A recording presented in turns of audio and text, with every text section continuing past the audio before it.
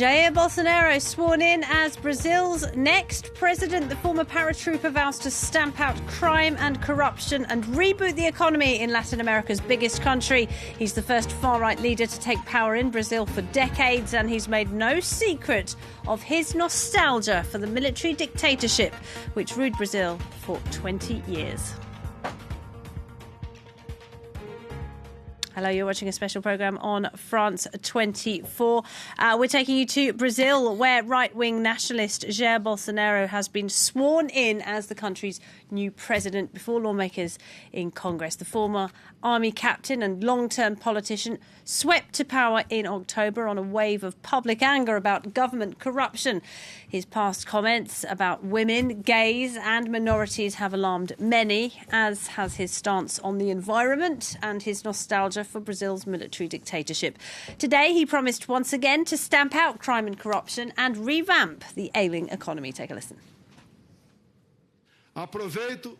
I take this solemn opportunity to ask all the lawmakers to help me in my mission, which is to restore our nation by freeing it from the yoke of corruption, crime, irresponsible economic policies, and the stranglehold of ideology. Well, here to talk a bit more about that, I'm joined by Glauber Cesarina. He's from the NGO The Other Brazil. I'm also joined by our international affairs editor, Armin Georgian. Hello to you both. And Glauber, I'll start with you if I may. Big words, big promises from Jair Bolsonaro today. He says he's going to stamp out corruption, which is a huge problem in Brazil. He's going to bring down the levels of violent crime and homicides. He's also going to reboot the economy in Latin America's largest country. Does he have a plan underpinning all of these promises? I don't think so. I don't think that he had a plan. That is the big problem of his next 4 years in Brazil, I think so. Because when we see exactly what Bolsonaro did and say, we see a lot of contradictions. For instance, we're gonna try to respect environmental law in Brazil, but we're gonna put the control protocols in standby. We're gonna cut the budgets from the agency who made the control of environmental issues, and we're gonna give more power to the agribusiness to do this work that they already does. On the other hand, for instance, the criminality problem, he want to diminish the number of homicides and murders in Brazil, but he won't give a gun for everybody. So it's a lot of contradictions down there. And the corruption problem, he said that he's going to attack the corruption issue in Brazil. That is a main issue for the Brazilian people. But this last week, his son and his ex-wife are mixed up in the corruption affair, and he didn't say anything about that. So it's a lot of contradictions. So I don't think he had the actual plan. And Armin, the first foreign leader to congratulate Jair Bolsonaro has been, unsurprisingly perhaps, Donald Trump, the US president, because, of course, many people have referred to Jair Bolsonaro as the Trump of the tropics.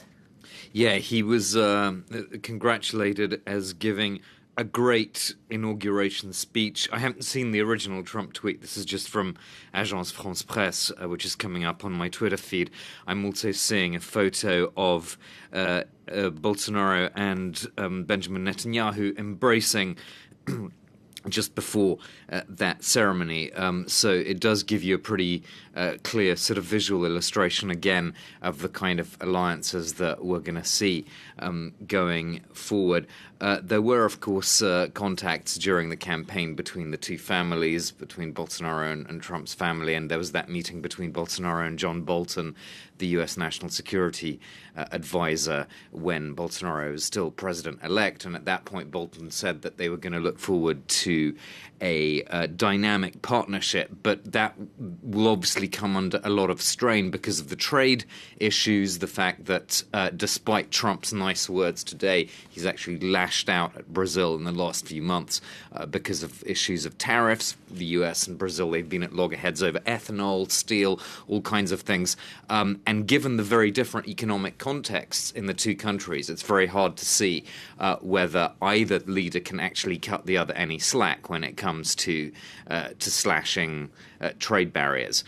So we'll have to see, but I think the trade issue is going to be really the key thing to watch if you want to scratch away at the surface of similar rhetoric, similar outlooks on the world and so forth. And I can tell you, Donald Trump congratulated Bolsonaro via Twitter, and Bolsonaro also appears to be on Twitter right in the middle of this ceremony and has thanked Donald Trump and said, under God's protection, we shall bring prosperity and progress to our people.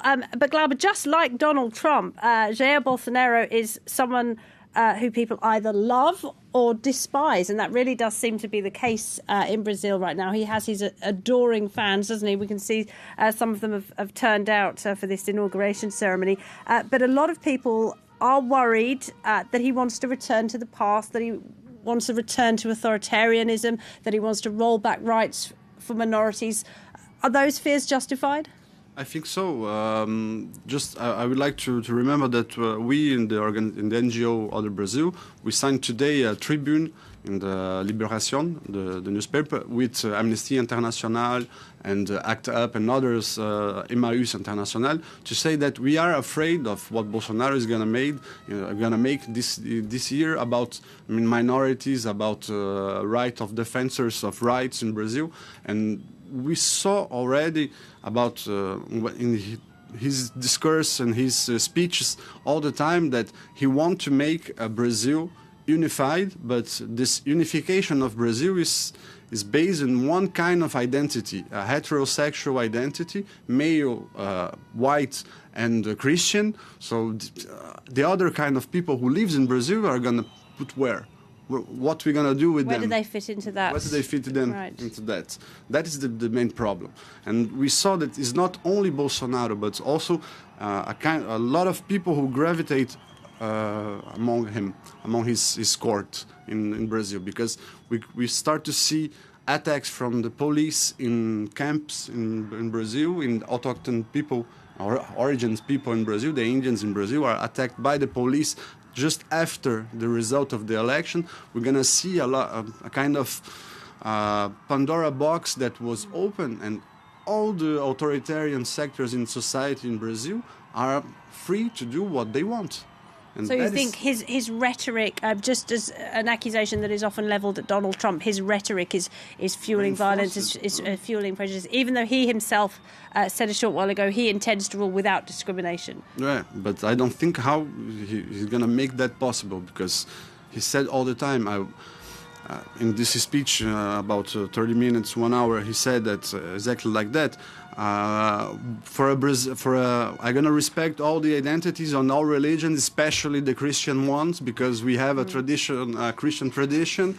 I'm gonna respect everybody, but I'm gonna attack the gender ideology, and we're gonna transform the school in something different like that. Yes, he made some comments. He wants to eradicate cultural Marxism in the schools. He wants to, again, this theme of traditional values that he wants to be taught in the schools. His educational minister is sorry to say that, but a lunatic who said that the schools in Brazil are controlled and dominated by the Gramscism in Brazil, and that is not the truth.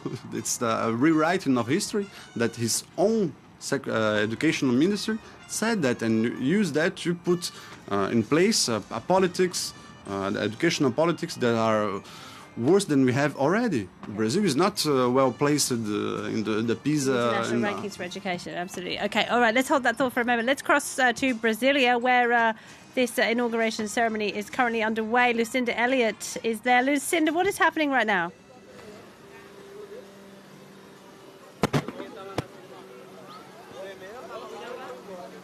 Lucinda, can you hear me? No. We seem to have lost Lucinda, which is a shame, because we can see some cannons being fired, I believe. Do you know what's going on there, Glauber? Is this a tradition? A lot of pomp and ceremony. Singing the national anthem, I think so, something like that. Singing the national anthem, and we can see Jair Bolsonaro is standing there. And I mean, he's portrayed himself as an outsider, hasn't he? But he has been in politics for a long time, even though he has been on the fringe of politics. He's been someone who's been around and about Congress for, I think, 17 years now. 20 years. Nobody expected him to win the presidency, though, did they? Right up until the last moment. Not even himself. We saw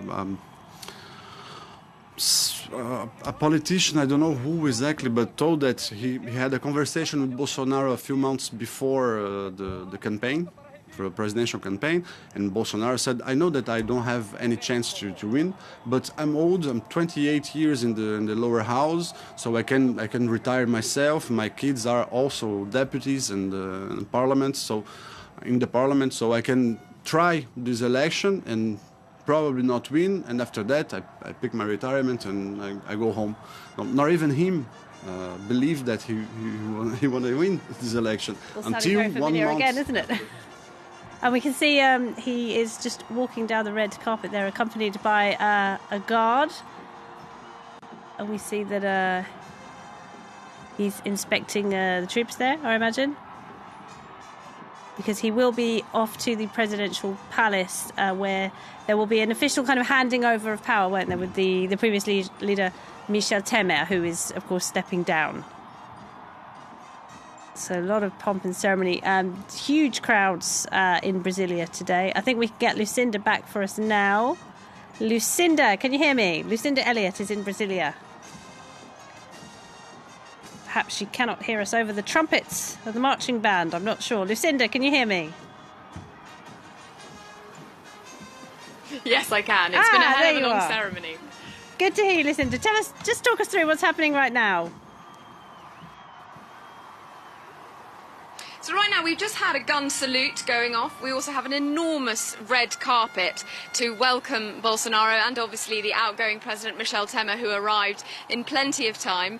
We also had Donald Trump earlier tweeting and congratulating Bolsonaro, congratulating him primarily on his speech, but also saying that the USA is here with Brazil. And behind me, yes, we've got still thousands of people that are still continuing to make their way down in preparation for Bolsonaro's address to the nation. It will be his first address, and that's really what people all around me here are waiting for. Now, just above my head, you're probably going to see a whole series of fighter jets that are going, and that's why everyone is sort of up in arms now, all with their iPhones out, trying to get a selfie.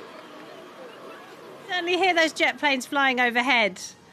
Certainly a beautiful spectacle there in Brasilia today. And tell us about the atmosphere. What are people saying? We know the crowds are slightly smaller than expected, but still pretty big turnout today, no?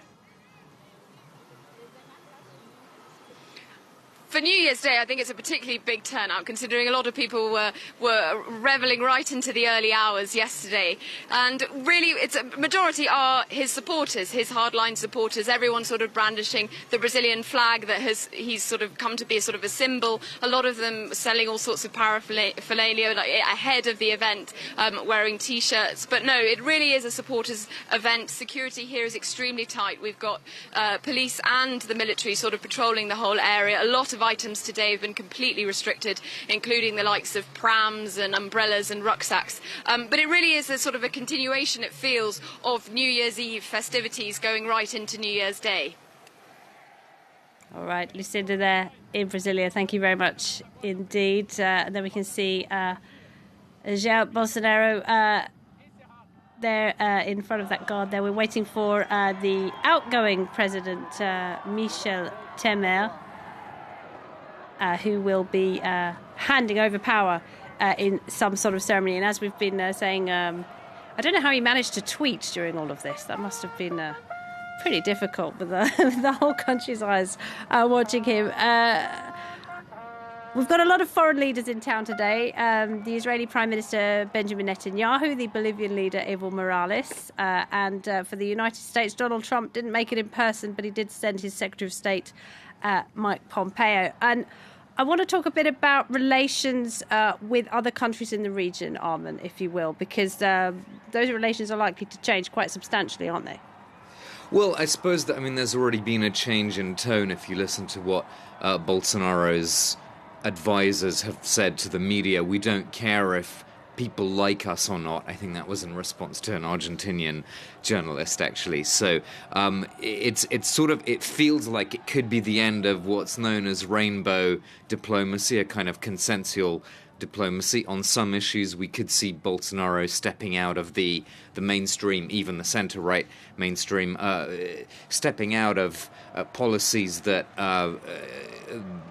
to some extent shared by Mauricio Macri, his counterpart in Argentina. But I think the big thing to watch is going to be Mercosur, the regional trading bloc, which is led by Brazil and Argentina, effectively, and the sort of offhanded comments by some of his advisors about Mercosur, that does raise questions about whether this bloc is going to stick together in a very difficult time, because it now has to try to negotiate a free trade deal with the European Union, and that's actually a priority for the European Union this year in 2019. The Bolsonaro camp has said it's not a priority for us to get this done, and I think again here we're seeing a bit of a parallel with Trump. In other words, Brazil above everything, and if that means not being part of a kind of cohesive regional trade bloc, so be it. He's going to do what he thinks is right for Brazil. He's back in the Rolls-Royce, Jair Bolsonaro, along with his wife there. Can we take a look at the pictures? Back in the Rolls-Royce with his wife, Michelle Bolsonaro. And they are now heading off to the presidential palace after this inspecting the troops. And he is someone who feels really at home with the military, isn't he? He has so much praise for the army, he has so much praise for the military school he attended, and he has, of course, appointed a lot of military men to his cabinet. How do you think that's going to play out? That is a big question, because he is an old captain, and his vice president is a general, and they put people in the hierarchy that are above him to be in the presidential hierarchy beneath him. So I don't know how it's going to play this kind of conflict in the military hierarchy with Bolsonaro. And the problem is they choose some people just because they are military. They are not exactly perhaps those are the people he trusts. Yeah. Rather than the best people for the job. I don't think this is a problem of trust, but it's a problem of rhetoric. I need to put military in the government to demonstrate that I am a military man. So I think it's more a rhetoric play that's actually a trust play, because he had a lot of fight with his vice president between the campaign. The vice president said one thing, and he said, no, I don't allow him to speak like that, to take this kind of action. No, there is a lot of conflict between Bolsonaro and his vice president, who is a general. It's not a question of trust, I think so, but I think it's a question of rhetoric and demonstrate to the Brazilian people that this government is going to be a military government.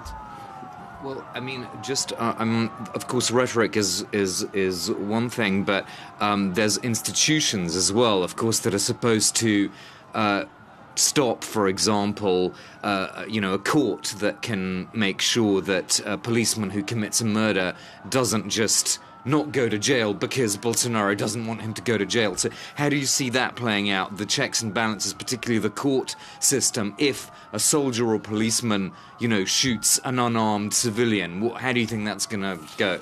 The problem is already, nothing happens already in Brazil. We have something like 5,000 killing by the police by year, every year in Brazil. And the degree of non-punishment of these policemen are enormous. I think the danger is Bolsonaro is going to be something more like this is in the context Philippines president than Trump president. More of an extrajudicial killings and that kind of thing have got the green light. But this is in the context of a very violent country. Brazil is in the top 30 countries for homicides every year. 60,000 people killed in 2017. there is a context there, isn't there? And there does seem to be this appetite for a strongman leader, as we have seen in so many countries like the Philippines, as you mentioned, but also in Turkey, in the United States and elsewhere, someone who can get a grip on law and order. Do you think he can at least do that, restore law and order? It's not possible because he addressed this kind of issues with the big contradiction. The problem in Brazil is not drugs. The problem in Brazil is not the common criminality. The problem in Brazil is the number of guns in the streets. We have AR-15 in the streets. We have rocket in the streets. And this is contraband who came from the frontiers in Brazil that nobody tried to stop it since, 20, 30 years now.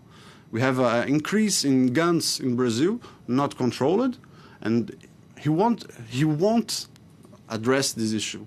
Well, he will not address this issue. He will point to the fact that the left has been in power in Brazil for 20-odd years now and hasn't managed to get a grip on the situation either. I'm completely sure of that. That is also the problem of the center-left governments since now, until now, because they don't really address this kind of issues. They address the drugs. They address the problem by incarcerating more people and more people and more people, but not addressing the gun traffic in Brazil. Okay, all right. Well, let's have a bit of a closer look now at Bolsonaro's campaign, which was highly divisive.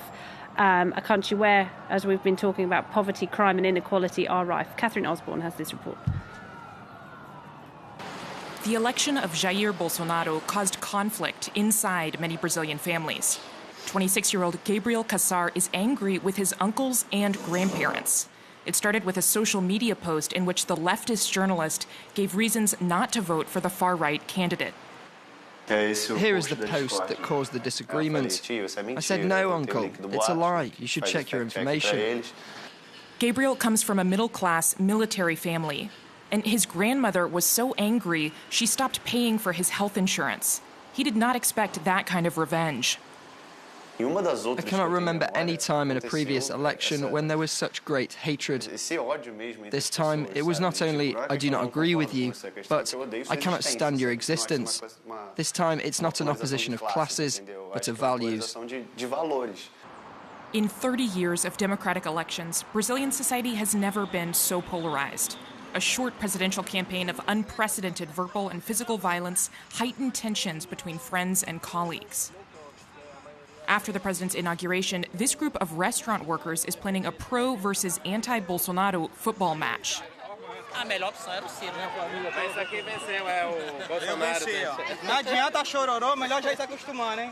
Recent corruption accusations against Bolsonaro, who promised clean politics, have changed the tone of discussions. He earns 8,000 euros a month, has more than 25 million in his account. How does he justify it? Who? Bolsonaro. But what are you saying? It's not him. In the campaign, Bolsonaro benefited from social division. Public debate was fueled by political ads and fake news, and these friends even stopped talking to each other. We played a lot during the campaign. It's like football. We're fighting on the pitch, but once it's over, we're all friends, and we're going to have a barbecue. Several companies even banned political messages on clothing and in chat groups. Still, Bolsonaro's controversial policy plans will likely make tensions flare again. We'll take you back to Brasilia, where there you can see Brazil's new president, Jair Bolsonaro, is travelling in that open-tops Rolls-Royce along with his wife, Michelle, as they make their way to the presidential palace. And you can see the crowds have been kept well back from the route, security extremely tight.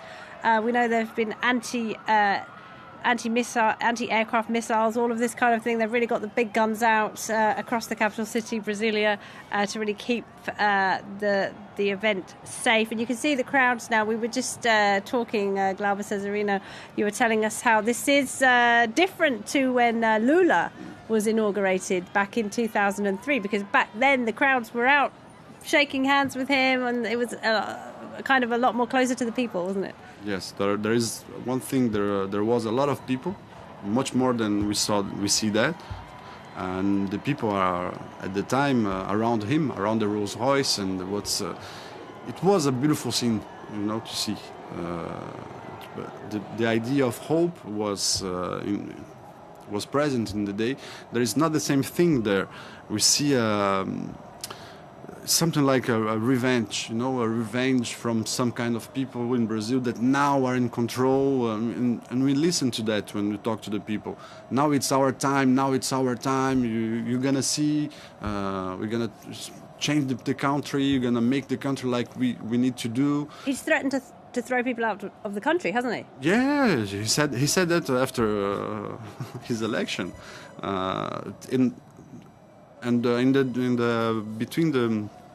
the dictator in Brazil, we had a saying that Brazil, if you love it or leave it, and this kind of thing are returning in Brazil. A TV channel, the third TV channel, start a propaganda with that. Brazil, love it or leave it. In 2018, we saw that in 1970 in Brazil. Very divisive politics. Very divisive and very aggressive one also. A very aggressive politics. His vice president, for instance, tell that the problem in Brazil that we are a country made by the Africans, the Indians and the whites, and the Africans are lazy and the Indians are I don't know how to say in English, but intempestive. The Indians are unsubordinated. So that is the problem in Brazil. So yeah. Have a vice president who said that. It's not by chance, for instance, that we have only Sarney and Collor at this inauguration. We don't have the other presidents. We don't have Dilma. We don't have Fernando Henrique Cardoso in his inauguration. No. Because nobody liked them. No. Okay, well, he's just arrived at the presidential palace now. And he is making his way up towards the presidential palace where Michel Temer, the outgoing president, is there. And that is his vice president alongside him there. The man you were just telling us about, who made those disparaging comments about Afro-Brazilians. So he is just making his way up now, and there will be a handover of power as he takes over.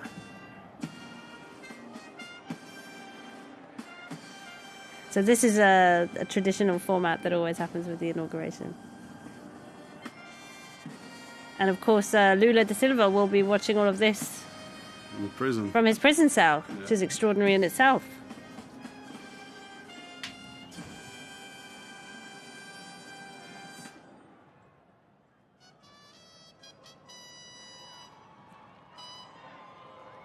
And I believe both leaders will be making a short statement. Senhoras e senhores, o presidente da República, Jair Bolsonaro, e o vice-presidente da República, Hamilton Mourão, acompanhados da primeira-dama Michele Bolsonaro e da senhora Paula Mourão.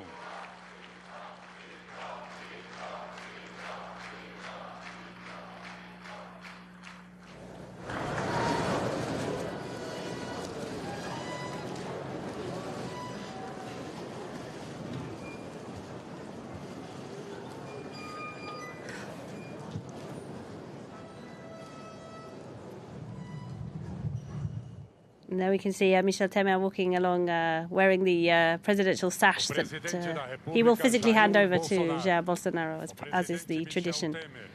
You see that there is not a lot of journalists around them. That's also a difference between this day and 2003 with Lula, and also in 2014, 15 with Dilma. Because we had a lot of journalists that are present around the president, and now we have a security barrier and protect official photographers. Only that, and well, we have to remember what happened to Jair Bolsonaro, of course, on the campaign trail when he was stabbed. Yeah, but it's more than that, because the journalists are.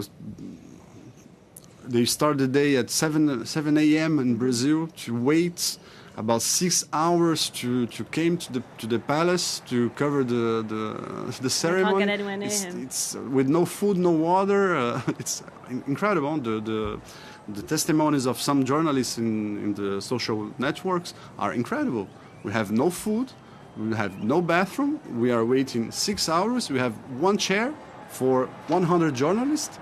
So it's He's not a big fan of journalists. he's not a big fan of journalists. That is I think, one comparison that we're going to make with Trump in this next month. Again, I guess that would be part of that military style of leadership that he wants to maintain that kind of distance from the people and the press. He wants to have a kind of an authority about him. And there we can see him standing alongside Michel Temer right now, overseeing the crowds, keeping his distance.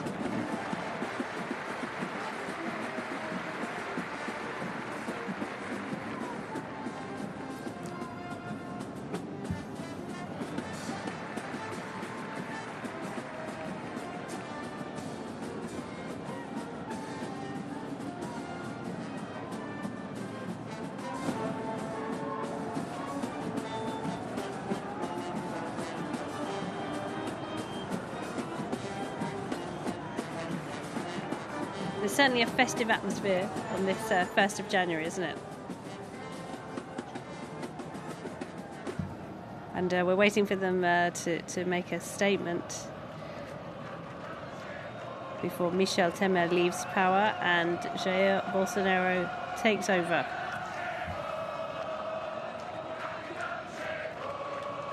We can hear people singing. Do you know what they're singing? No, I can hear. You can hear some chanting and singing. Maybe it's the anthem. Nesse momento, o presidente Michel Temer transmite a faixa presidencial. I'm Brazilian. I'm very proud to be Brazilian. Yes. And you can see he's handing over the sash. This is the moment. There we are.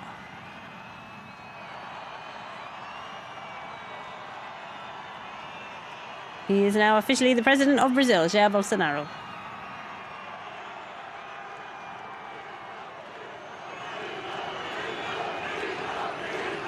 Senhoras e senhores, solicitamos a todos que mantenham posição de respeito para cantarmos o hino nacional brasileiro, executado pela banda do 1º Regimento de Cavalaria de Guarda, com interpretação. We're now going to sing the Brazilian national anthem.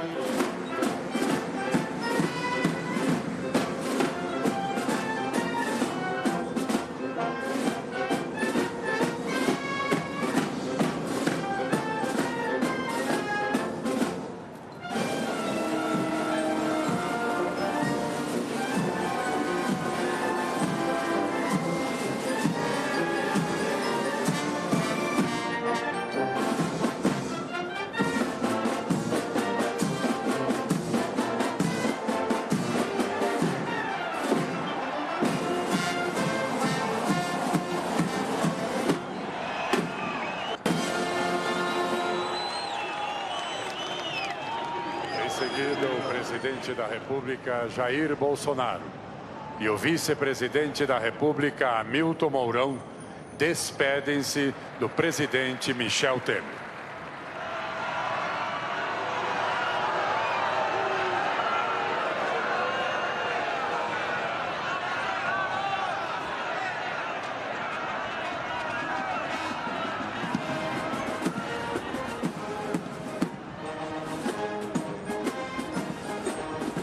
So Michel Temer, he's finished his part in the proceedings now, having handed over the presidential sash to Jair Bolsonaro, who is now going with his wife Michelle into the presidential palace, where he is expected to make a short address. He's just been with the crowds there, meeting with officials now. He did make a short speech to lawmakers a short while ago when he reaffirmed his commitment to stamping out crime and corruption. This is a big theme for him, isn't it, Glauber Cesarino? But the corruption thing, Temer who is indicted for corruption affairs, but not touched because he was the president. Now he's gonna face the justice, but Bolsonaro promised him the embassy at Rome already. So I'm gonna attack corruption by sending the corrupted ex-president, to take an embassy at Rome. So it's a little bit contradiction in this kind of sense. So you don't think he's serious about his promises to wipe out corruption? Because that would be a pretty big job. I mean, given the extent of the Petrobras scandal in the country, there is certainly a lot of work to do there. Again, echoes of Donald Trump with Drain the Swamp. It's a lot of rhetoric, but we have to wait and see the actual concrete steps. And the fact that they chose the motto for the Minister of Justice, it's a sign, because I think they're going to use the corruption. Moro is the famous anti-corruption judge, yes. Who put Lula in prison, for instance. I think they're going to use the corruption angle to actually attack some institutions, some left parties in Brazil, like PT, for instance, and PSOL also. They're going to use the corruption point of view, to the corruption angle, to destroy, institutionally destroy these parties. We had already a main process against all the heads of the PT in Brazil that started about 1 month. And I think they're going to use that to destroy the opposition. And I think he's going to be making his speech now.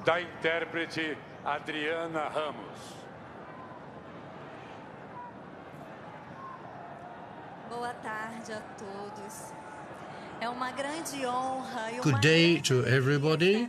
It's a great honor, a great pleasure to be here today on this very special and important occasion for our country. We would like to thank you all for having elected a young president, and I'd like to thank all the young people, the elderly people, all sections of the population for the support expressed from the very beginning of the election campaign. We'd like to thank all those who have shown their solidarity during certain difficult moments which my husband has recently experienced. We are very grateful to God, to the family, and to my friends, and more particularly, I would like to thank my father-in-law for everything he has brought to us over the last 30 days in the hospital in São Paulo. I would also like to thank the people of Brazil for their prayers, which have enabled us to move forward. I thank God for this great occasion to help those who need help. And helping the vulnerable has always been one of our aims, which I will continue to do as the First Lady. I will continue to deepen this activity very significantly. It's a great satisfaction, a great privilege to contribute to Brazilian society. The elections have given a voice to those who are usually deprived of a voice. The citizens want prosperity, security, a country where we respect everybody. And I would particularly like to speak to those who have difficulty hearing us, those who are suffering from disabilities, who may feel forgotten, and your rights will be respected. And I feel your presence here today. I would like to continue to promote humanity. I thank the sign language interpreters who do such wonderful work, and I particularly thank my much-loved husband, our president, for whom I ask all your support.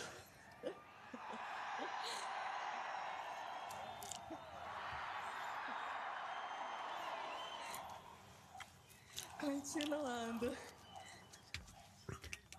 Estamos todos de lado só, juntos alcançaremos o Brasil próspero, com amor, ordem, progresso, paz, educação e liberdade. With love and progress, education, freedom for everybody, Brazil above everything and God above all of us. Thank you.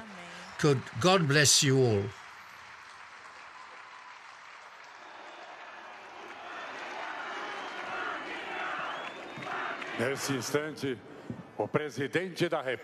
And now, the President of the Republic, Jair Bolsonaro, will speak to the nation.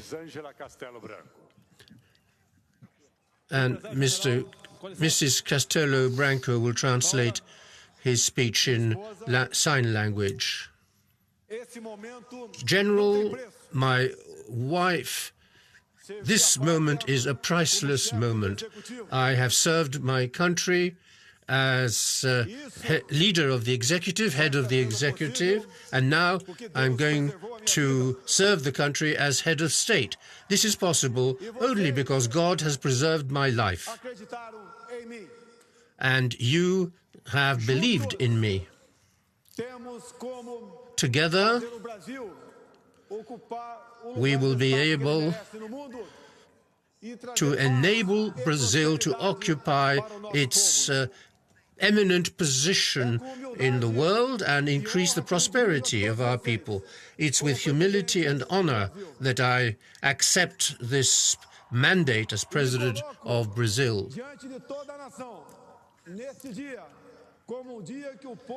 And I am placing my mandate at the service of the nation as a whole. Today, the people of Brazil are starting to free themselves. And they are adopting new values, and they are going to resist the politically correct. This is not a politically correct day. The elections have given a voice to those whose voices were not listened to before. The people have put me here. I am here to meet the demands of the people and to commit myself in the direction of change. And I'm also here to renew our hopes and to remind you that if we work together, the change will be possible. By complying with the principles of a democratic state, which are in our constitution, with God in our heart, from today we will implement the program which the Brazilian people have democratically chosen through elections. We're going to work on transforming our country. We have fertile land blessed by God and by this wonderful people. We have a great nation to rebuild. We will do this together. The first steps have already been taken. Thanks to you, I have been elected during a campaign which was one of the least expensive campaigns in the history of Brazil. Thanks to you,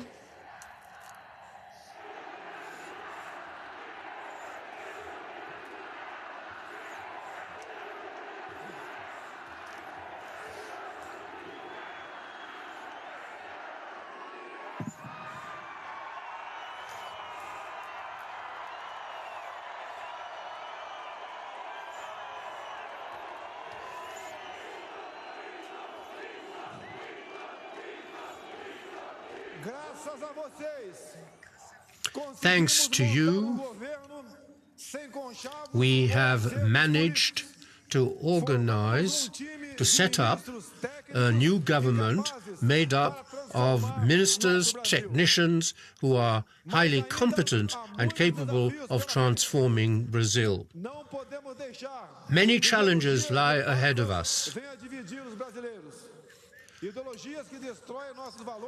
We must not let a day go by without tolerating the destruction of our values. Our values are based on the family unit, which is the basis of our society. Let's form a movement to defend this principle. You, myself, our families, together, we must put in place the moral standards, raise the ethical and moral standards that will transform our country. We must fight against corruption and privileges. We must put an end to favors and advantages for certain politicians, which have been politicized. Certain advantages have been politicized. We want the government and the economy to develop and to drive us forward. From now on, everything we do aims to achieve a common goal which is non-negotiable. That is to say, the goals of the Brazilians themselves. The Brazilians are dreaming of a better life. The Brazilians are dreaming of better living conditions. People want to benefit from the fruits of their labors. They don't want meritocracy. They want an effective and honest government. The government must support the people on the road to a better future. To achieve this objective, we will begin a way forward with determination and a strong will. We have great challenges to rise to. We have to solve economic problems. We have to fight against the ideological brainwashing of our children and the destruction of the family unit. We will implement the necessary reforms. We must debureaucratize. We must develop infrastructures. We must gain the trust of the people who work hard. It is also urgent to put an end to the ideology which favors delinquents and which criminalizes police officers, which has brought Brazil to experience periods of violence, which have destroyed families and innocent people. Our main concern will be the security of goods and people, and to guarantee ownership and legitimate defense.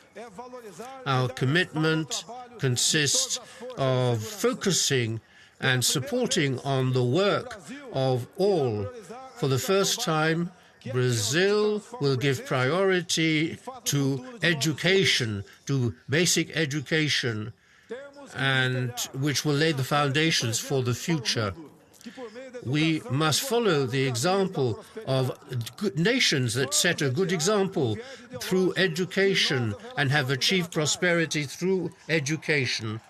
We must get rid of all ideology in international relations.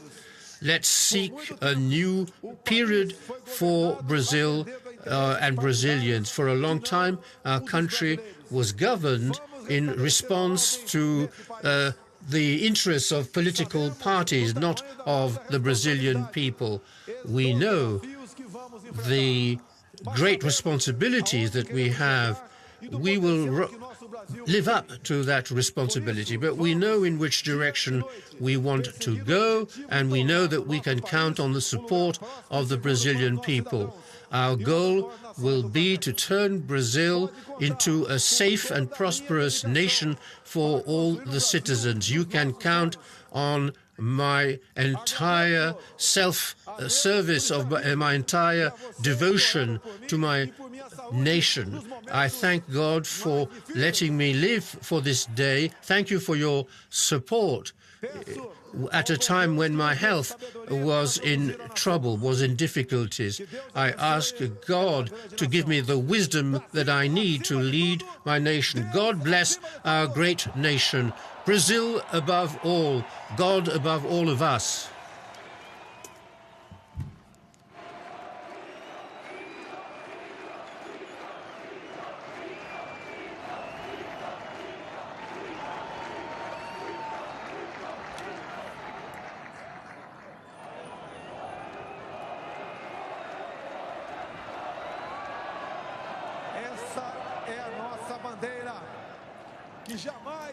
This is our great flag,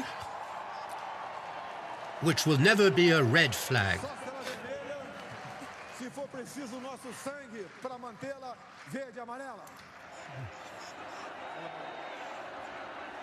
It will only be red if it is the red of the blood that we shed for our liberty.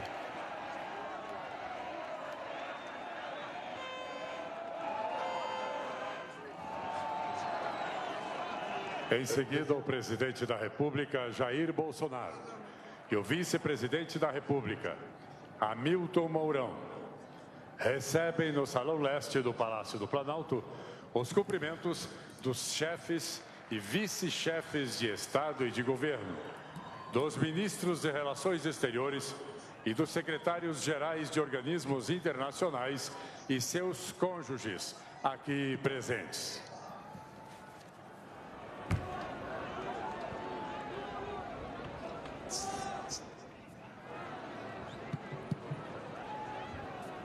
There you are, the new president of Brazil, Jair Bolsonaro, making his inaugural speech after taking power this afternoon. He was elected, of course, back in October after winning a presidential runoff. He is seen as something of a divisive figure in Brazil. Well, I'm joined in the studio by our international affairs editor, Armin Georgian, and by Glauber Cesarino from the NGO, The Other Brazil. A lot of talk about his faith there, Glauber. I think he mentioned God 7 or 8 times. He thanked God for his good health and said that was the only reason he was there today, because, of course, he was stabbed on the campaign trail.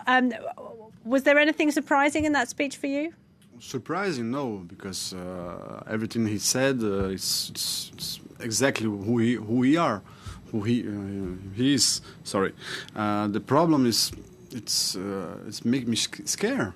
This kind of speech, you know, our flag are not be a red flag except with the blood of our enemies. Is that what he said actually? So it's a presidential. I don't. It's usually a time to unify the country. Once you've taken power, it is a time to unite the country. He also talked about fighting dangerous ideologies, dangerous ideological brainwashing. Basically an attack on the left, wasn't it? We have a beginning of a moral crusade. We have a beginning of ideological crusade against everything that is not what he wants for Brazil. So if you are not Christian, if you are not heterosexual, if you are not a family guys, we're gonna follow you. We're gonna expose you, exclude you from the country. We're gonna exclude you from the citizenship. He said that we're gonna. It's difficult to talk about that because I thought that it was very violent. Quite a lot of violent imagery there, Armin. Yeah, well, there was I mean, some of the sort of most, how should we say, most arresting language that he used was about brainwashing in schools, wasn't he? He was saying that. So there was a lot of talk about ideology, you know, as if somehow young Brazilians have been brainwashed and we've got to get rid of this ideology of people from an early age. So I think to a lot of people that will have come across as quite sinister, that sort of language. and of course destruction of the family unit.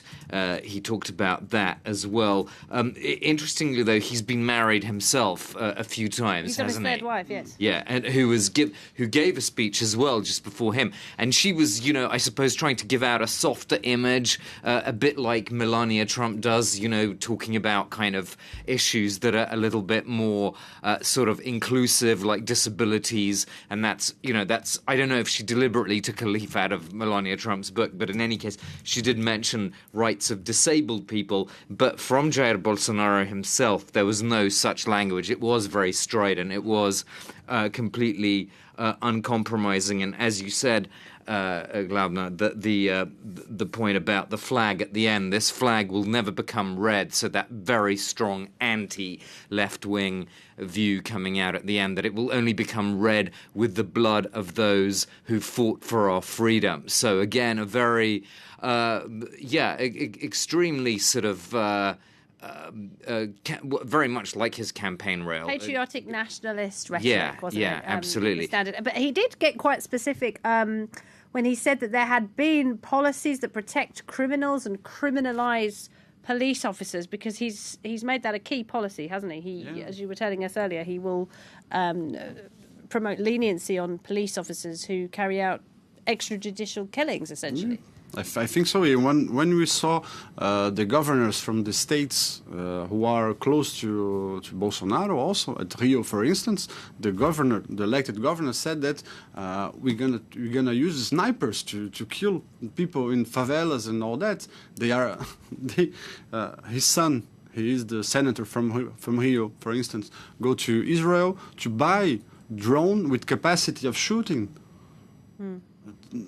This is the kind of world that Brazil is going to live next year.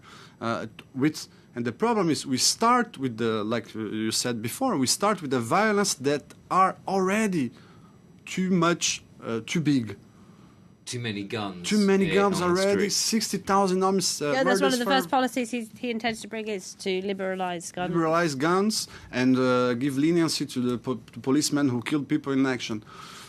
We have already 5,000 people killed by the police. It's a civil war number. Okay. All right, we're going to have to leave it there for just a moment. We are going to take a short break here on France 24. Do stay with us, much more for you coming up.